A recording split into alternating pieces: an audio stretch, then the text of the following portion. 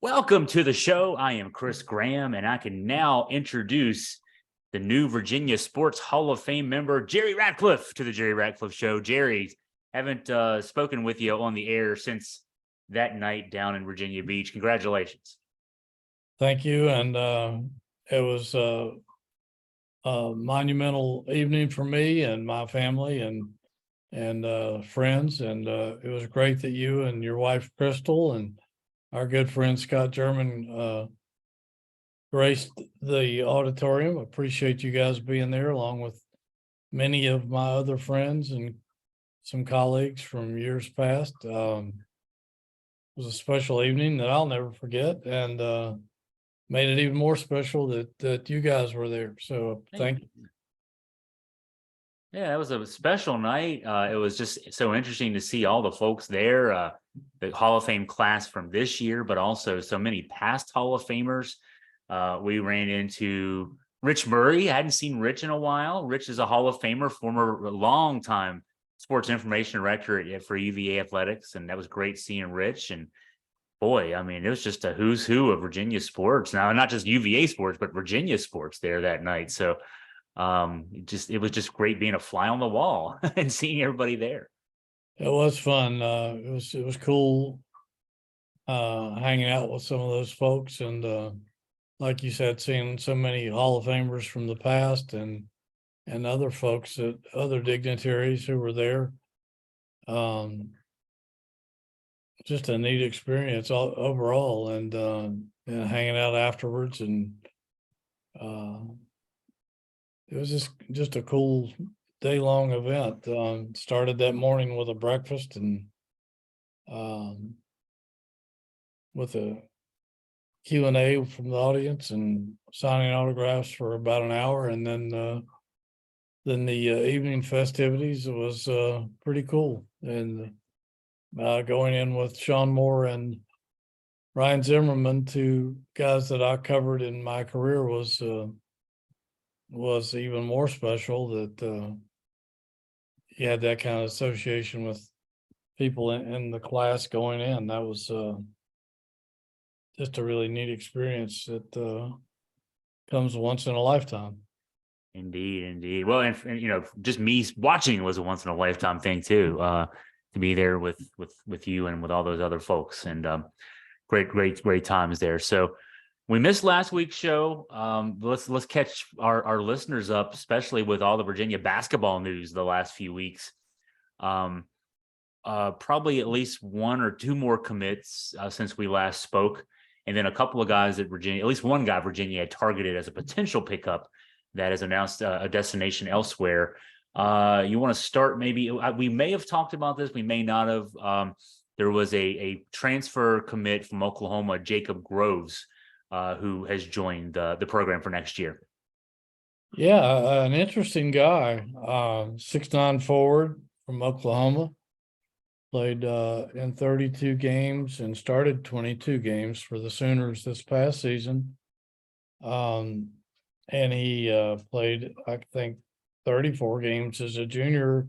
He has tons of experience because he played 48 games at Eastern Washington before he ever got to Oklahoma. So he's got a lot of games under his belt, and he averaged almost 7 points and 2.5 rebounds a game last year, and scored in double figures 9 times. But the intriguing part of him, Chris, I thought, was that he started out last season like a ball of fire. He had 16 points against Nebraska. He had 10 points, 3 3-pointers against Seton Hall. Had 14 points against Villanova. Had 17 points against Texas in the early conference schedule. He was one of Oklahoma's best scorers and shooters prior to conference play starting, and then toward the end of the season, he ran into a slump, and it's like a 10-game slump. He lost his starting job, and I guess Virginia thinks that they can find a way to rediscover that consistency that he brought to the table prior to conference play. And if he could do that, he would certainly be a really valuable addition to next year's Virginia team, because he was shooting prior to Big 12 play. He was shooting around 52% and 42.5% from the 3-point line. So that could make a difference. And he's a big guy. He's 6'9". Yeah. He can maybe play a role similar to what Ben Vanderplas played this past season for Virginia. He can play guard as well. He can play a really big guard slot. He can guard bigger guards. He can guard in the post. And so they kind of Virginia fans used to Vanderplas. Maybe Groves can be a similar guy. And plus, he played in the rugged Big 12, the top-rated conference, according to pinpalm.com last season. So no transition issues there. He'll be ready for the level of play, no doubt. Yeah, no question about it. So let's get the other pickup, another big guy. Virginia was looking for some depth in the front court, and Tony Bennett found it with a guy, Anthony Robinson, a late prep class signee, a class of 2023 guy. Yeah, 6'10", 235, 3-star from the Christ School down in Arden, North Carolina, which I think is somewhere around Asheville. I'm not certain, but I think that's where they're located. He visited UVA, I guess, last Wednesday, and committed shortly afterward. He had previously committed to South Florida, and don't know exactly what happened there, but he will be an incoming freshman, just like Gertrude and Buchanan. So it'll make that a 3-man freshman class. And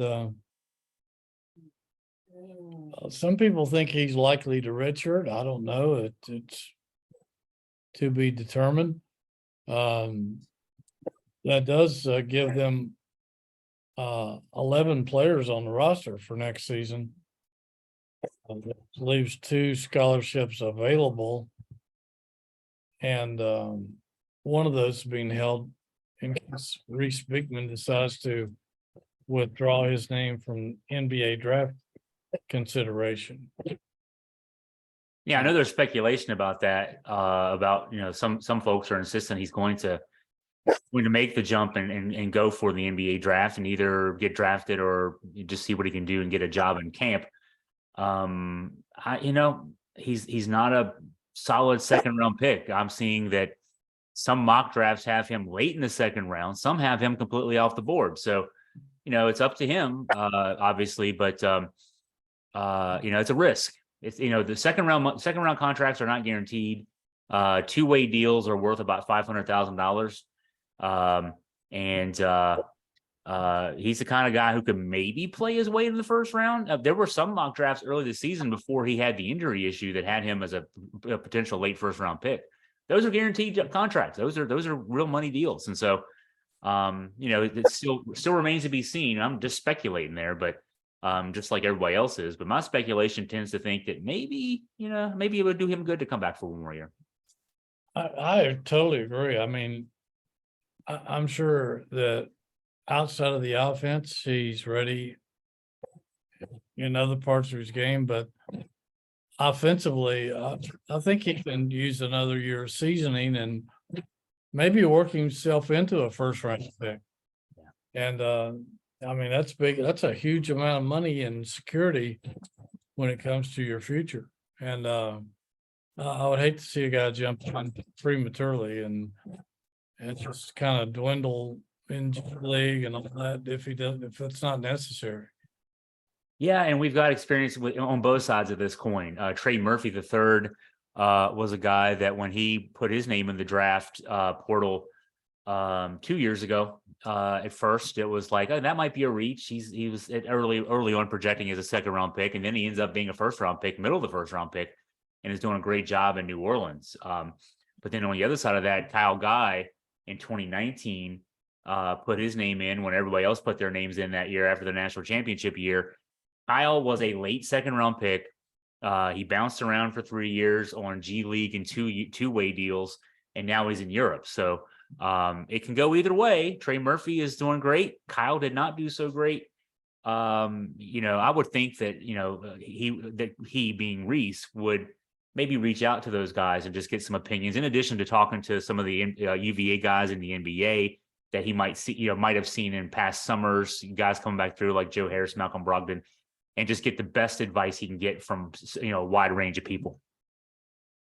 Yeah, I totally agree. I just haven't seen him like you. I just haven't seen him very high on some of these mock drafts, and I guess he's still.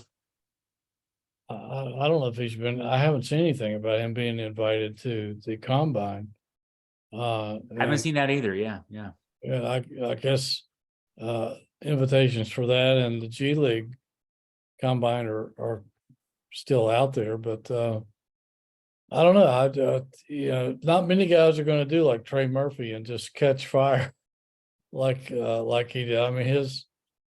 Nobody. I've never seen anybody like him. He came here expecting the red shirt, ended up playing so well in, I guess, preseason and practice that they decided to take the red shirt off of him that he could help immediately, and then he had a great season, and then his offensive game just caught fire like I've never seen anything like it in the combine and then some of the other workouts I guess he had for NBA teams, and boom, he was in the NBA overnight.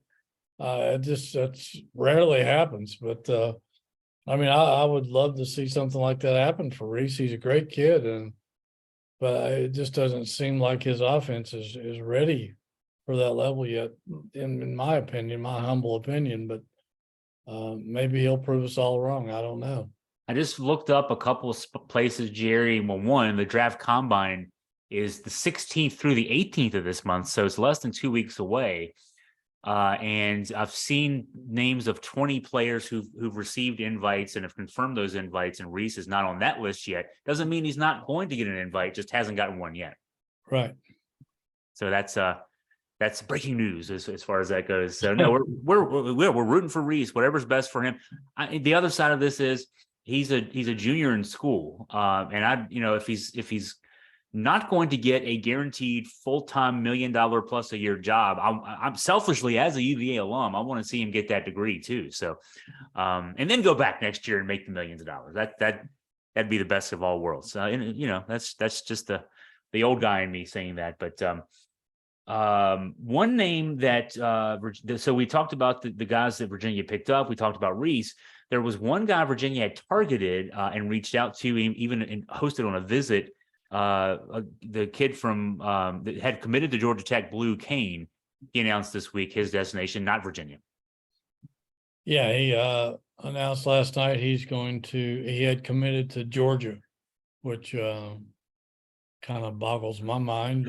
But I don't know why anybody would go to Georgia to play basketball. But anyway, when the ACC is right there in front of you. But that's what he chose. I think he would have fit in better here in this offense. And that would have been quite a three-prong attack with him and McNeely and Andrew Rhodey. That would have been a pretty lethal combination of shooters on the floor at the same time, if you could get them on the floor at the same time. I was kind of secretly hoping he would come here because I've watched the kid a lot in video, and I love the way he shoots it. It would have been fun to watch him for the next few years, but he's a Bulldog now. Maybe NIL played a role in that. I don't know, but wouldn't be surprised. And so he's gone. I think that probably slows us down Virginia's recruiting for now. I know that they have filled 11 of 13 scholarships. One is being held should Beekman return. I guess the others out there in case Jaron Stevenson decides to reclassify, and which I really don't think that's going to happen, but that's available should he decide to do that. And I don't know how long people are going to wait on that decision, but he's right now classified as a junior. So I'm not sure anything's going to happen on that front for the remainder of this season. I could be wrong. He could end up going to Carolina for all I know, but I think that's the only guy that they would be holding anything out for at this point, unless something totally unexpected happens. So I think the 11-man roster, or possibly 12, if Beekman returns, is what Wahoo fans have in their pocket for next season. We're talking about Dante Harris, possibly Reese Beekman, Elijah Gertrude, Isaac McNeely, Leon Bond, Tane Murray, Andrew Rohde, Jordan Minor, Ryan Dunn, Jacob Groves, Blake Buchanan, and Anthony Robinson. That's 12 guys. We all know that 12 guys aren't going to play. Likely 10 guys aren't going to play.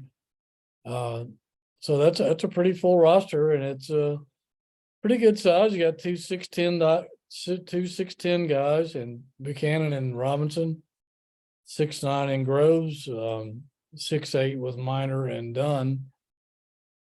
Then your guards are 6'6" Rohde, 6'5" Murray, 6'5" Bond, 6'4" McNeely, 6'3" Gertrude, 6'3" Beekman, and 6 foot Harris. So it's a team with pretty decent size, I think. And I'll say, after the season ended and players started announcing their destinations, and of course, we already knew that Virginia was going to lose Kihei Clark and Jaden Gardner to graduation and end of eligibility. There was definitely some questions and, some worries on my part as a fan and writer. But I look at the guys that Virginia's losing, and then I look at the guys that that Tony was able to replace them with.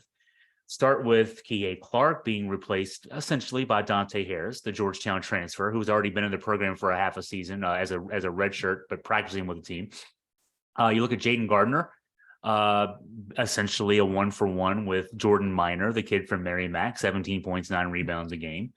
Armand Franklin is lost, the leading scorer from last year, but they're essentially replacing him with Andrew Rohde, scored 17 a game at St. Thomas last year, put some big numbers up as that season went on, 24 a game in his last 5 games. Even Ben Vanderplas, I think that I look at Jake Groves, the kid from Oklahoma we talked about, and I think he's a great 1-for-1 replacement. So, I know that a lot of Virginia fans look at, the team coming up and say, oh, I wonder about this team. Even some bad taste in the mouth from the way last season ended. Last season was a 25-win season. Virginia won a share of the ACC regular season title, played in the ACC tournament championship game, spent a lot of the season in the top 10, a good part of the season in the top 5 nationally. And I think next year's team could be better. That's my assessment. And I'm not a rose-colored glasses kind of guy. Anybody who reads me writing about football knows that. I want to get your thoughts on that, Jerry. I've done a good sales pitch there. Have I got you thinking, or were you already thinking the same way? I think they could be, and I think a lot of it's going to depend on how this team blends. Last year's team had the benefit of going to Italy and getting to bond and develop some chemistry. This team is going to have to do it in the gym here at JPJ over the summer, just trying to blend in and get to know each other's games and everything. But I like the comparisons you made in replacing those guys with the new people. It's just like you said, it's essentially a trade in each spot, and there's a lot of athletic ability in these new guys, and some scoring potential too. And I thought that was the one thing that kind of backfired on last year's team is that some of the shooting let them down as the season wore on. The longer we got, the seemed like the less reliable the shooting was, and I can't. It's hard to pinpoint that it's going to be significantly better, but I think it potentially has the chance to be better. I haven't seen Harris play that much, so I don't know what kind of a shooter he is. I think he's more of a distributor, but it looks like he can kind of be a playmaker. Gertrude is an explosive guy with athleticism that we've rarely seen around here. A guy who can drive to the basket and create. Rhodey, like you said, he was the third leading freshman scorer in the nation last season, so we know he can put some points on the board. Minor and Groves sounds like they have potential to have some decent scoring nights. Buchanan, I saw him playing a high school all-star game. He looks like he can handle himself pretty well. I think Leon Bond is interesting we haven't seen him at all, so he's had a year to refine his game. I think he might surprise some people. I'm looking for Ryan Dunn and Isaac McNeely to really jump their games. I know they both have incredible work ethic. I just have a feeling that both those guys are going to advance their ability offensively over this summer and are going to be even more lethal from the offensive end than maybe people expect. So I think this could be a pretty good basketball team. Again, if they can settle into their roles and everybody works hard like I'm expecting them to, I think they could be better than they were last year. And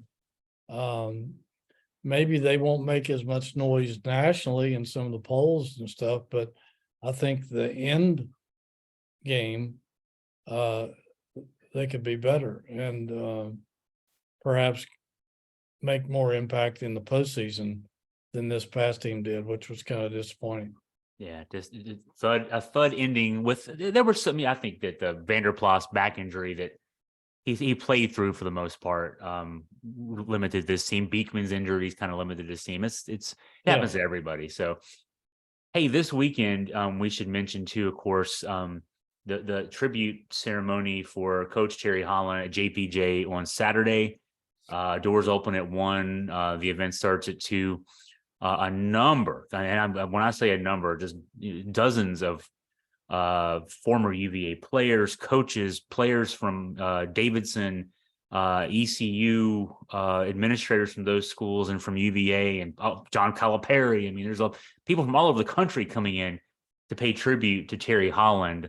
Obviously, a special guy to us, and especially to you. You knew Terry so well for so many years. This will be a really special weekend for his family, but also for the UVA basketball family as well. Yeah, and you and I both have written extensively about Terry since he passed, and what a horrible thing that was to see him go like that. But yeah, this is a real tribute to Terry Holland and Virginia basketball. For those listening to this podcast, did one yesterday with Rick Carlisle, the former Virginia guard, one of the early transfer portal guys who came here from Maine back during the Sampson era, and for 1 year, and has gone on and coached UVA. It shocked me yesterday how time flies. He's been a coach for 30 years. It's hard to believe. Now head coach of the Indiana Pacers and former head coach of the Dallas Mavericks. But Rick's very well respected in the NBA and in the basketball world. And He's one of the speakers. He's part of Coach Holland's coaching tree, which is a lot more significant than I think people are aware, with Dave Odom and Jeff Jones, Seth Greenberg, Anthony Solomon, Jim Larinaga, fresh off the Final Four, Craig Littlepage. There's probably others out there that I'm overlooking, but that's a pretty nice legacy for a coach to have a coaching tree like that. And all those guys are going to be here Saturday, along with Calipari, as you mentioned. I'm not sure what the connection is there. Maybe he and Terry were good friends. I'm not sure. I know that Calipari and Bob Rotella are very close friends. One guy that I love to death, and I only got to know him that one year he was here, was Ruffin McNeil, who was former head football coach at East Carolina, who Terry Holland was the AD for when Terry was there. And Ruffin McNeil is as good a human being as you'll ever run into on this planet. It'll be interesting to hear what Ruffin has to say. There are some other people from, like you said, from ECU and Davidson. I think the Davidson President Kuykendall, I believe, will be here. I don't know if he was president when Terry was there, what exactly their relationship was. So many former players. I mean, just a who's who of former Virginia basketball players are going to be there. And they're going to tell Terry's story. I mean, he put Virginia basketball on the map. He came here from Davidson,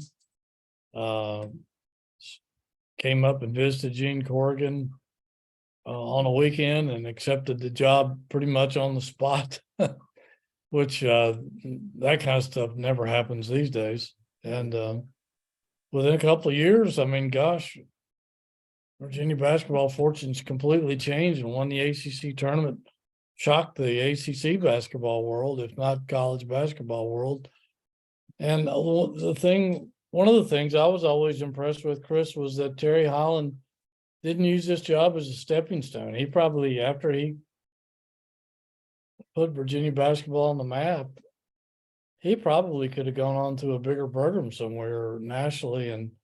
But he stayed here for 16 years and built Virginia basketball, brought in great players, all the Kentucky clan that he brought in, Lamp, Raker, Jones, Gates, then added Ralph Sampson, the #1 recruit in the nation. And what a time that was. We all remember. One of the most fun times I've ever had covering sports in my career. And then just continued on bringing in solid players and winning. And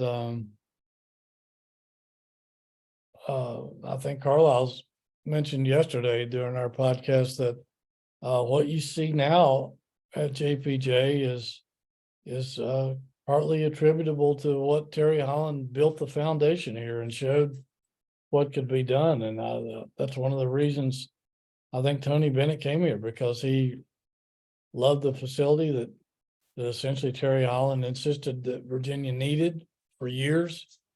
Finally saw to it that it was built. And just showed guys like Tony Bennett that you can win here and that you can be a force in the ACC here.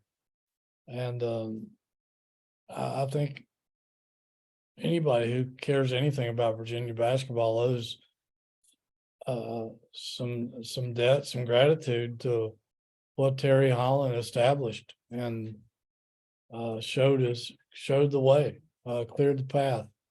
And if you're not doing anything Saturday afternoon, come over and just pay tribute to him and Virginia basketball, because Terry Holland was Virginia basketball. He was a huge part of it. And I mean, you're going to see Virginia basketball history in every corner of JPJ on Saturday if you choose to attend and pay tribute to this great man, great person, not just a great basketball coach. He was a great person. He did so many unspoken great deeds for people that he met along the way and never asked for anything in return. People will never know about his kindness and generosity to the hundreds of people over the years. And his family, what a great family they are with Kate and Ann Michael and his wife Ann. Just great people. And my dog is having one of his days. And another lovely part of tomorrow is if you love great music, Bruce Hornsby. Hush. Yeah, Bruce Hornsby, the guy who famously would come to games, and Virginia fans assumed that when he was there, we were going to win. That's right. What a huge Virginia basketball fan Bruce Hornsby is. He was. I saw him at a couple of games this year, and he's always been a huge Virginia fan and a big supporter of Terry Holland and Wahoo basketball. And he'll be, he's a 3-time Grammy Award winner, and he'll be there. I think he starts playing at 1:30.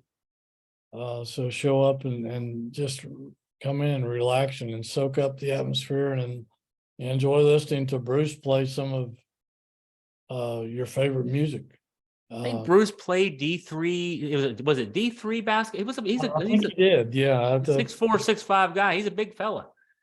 Yeah. Rick Richard, yesterday, if you go back and listen to that podcast, he talks about Bruce's basketball history and Bruce's 2 sons. I think one of them actually got a tryout with maybe one of Rick's NBA teams. I'm not sure, but and got a game ball in some game they played, an exhibition game or something. But and Rick tells a great story about how he and Bruce met somewhere out. I think it was at the LA Forum or somewhere, just bumped into each other. And Rick has actually played on stage with Bruce. Wow. A few times, which I would think has got to be about as nerve-wracking being ready for that challenge as it would be coaching in Game 7 of the NBA Finals. But another reason you should listen to the podcast is that's a great story, if nothing else. So yeah, come on out Saturday at I think the doors open at 1:00, I believe. Yeah, that's right. That's one thing that the Holland family wanted to stress to everyone is this is a free event and it's open to the public, and they welcome everyone. So if you can, show up. Should be a neat day. And for those who can't make it but still want to follow along, it's also going to be on the streaming live on the UVA Athletics Facebook page and on the YouTube page as well, YouTube channel as well. So and you can always catch it afterwards if you're out and about Saturday. You can't be there, can't watch it live. You can go back and watch the archive of that as well. So should be a really neat day with all those folks back in town to pay tribute to Coach Holland. Well, Jerry, as we're wrapping up here, I know we love to thank the sponsors for helping make all this possible. We do. And Aberdeen Barn, Virginia's finest steakhouse. You owe it to yourself. This might be a really great weekend to come by with all the great Wahoos in town. You're going to run into some of them, I guarantee you. You're guaranteed to there. They will be at the barn. I bet my bottom dollar on that. Yeah. And so go out and see Angela and Terry and enjoy yourself. Treat yourself to a great evening. Also, the Good Feet Store with Jonathan Cotton over at Stonefield. Go by and see those people. They can make walking and running much more enjoyable.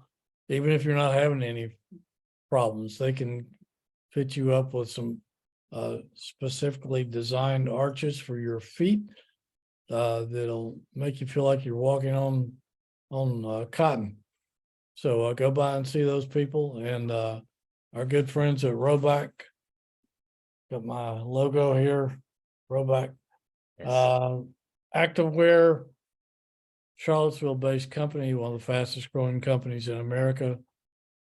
Sportswear, leisure wear, men and women's lines. Got a spring line of clothing with every color in the rainbow and every design you can think of. So check them out on our website and use the code Jerry and get 20% off your first order. I think you'll love their clothing. It fits well, it wears well, and it looks great. And who didn't want to look good, right? That's right. That's right. Yeah, it's snazzy material. I see more and more folks every time I go out and see folks wearing the Roback material. So, well, thanks to those sponsors. Thanks to our listeners, our viewers on YouTube, as the case may be, and of course, Jerry, the Hall of Famer, letting me help him with the podcast here. I'm Chris Graham signing off. Everyone have a great week.